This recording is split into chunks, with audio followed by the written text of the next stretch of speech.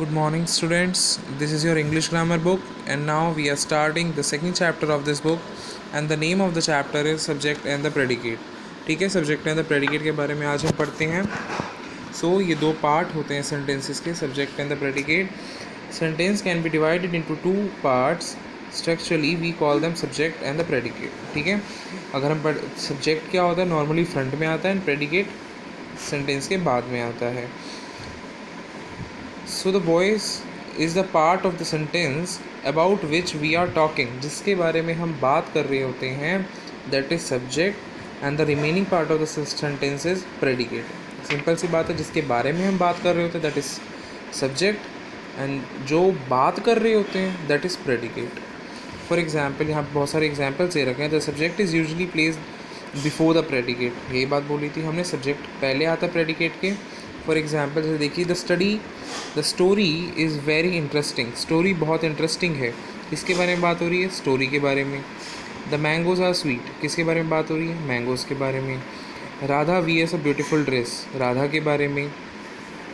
In some cases for the sake of emphasis the order of subject and predicate may be reversed. कई बार क्या होता है, normal order से reverse बोलते. फॉर एग्जाम्पल अब देखो, Krish stood in the middle of the road. Krish road के बीच में खड़ा था. कौन खड़ा था? क्रिश. तो क्रिश क्या हो गया? सब्जेक्ट. बीच में खड़ा था is the predicate, remaining part of the sentence.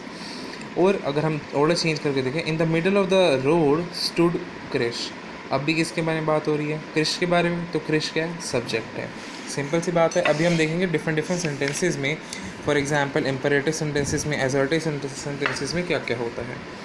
The subject and the predicate in the imperative sentences. Imperative sentences के अंदर हम बात करते हैं सब्जेक्ट एंड प्रेडिकेट की.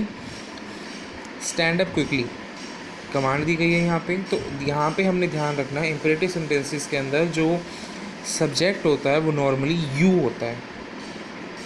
यू. Stand up quickly. अब मैं किसको कह रहा हूँ? तुम्हें कह रहा हूँ. You must stand up quickly. Take rest properly. You should take rest properly. You must take rest properly. तो जो इम्परेटिव सेंटेंसेस होते हैं जिसके अंदर ऑर्डर, एडवाइस, कमांड दी जाती है, उसके अंदर सब्जेक्ट क्या होता है? यू होता है.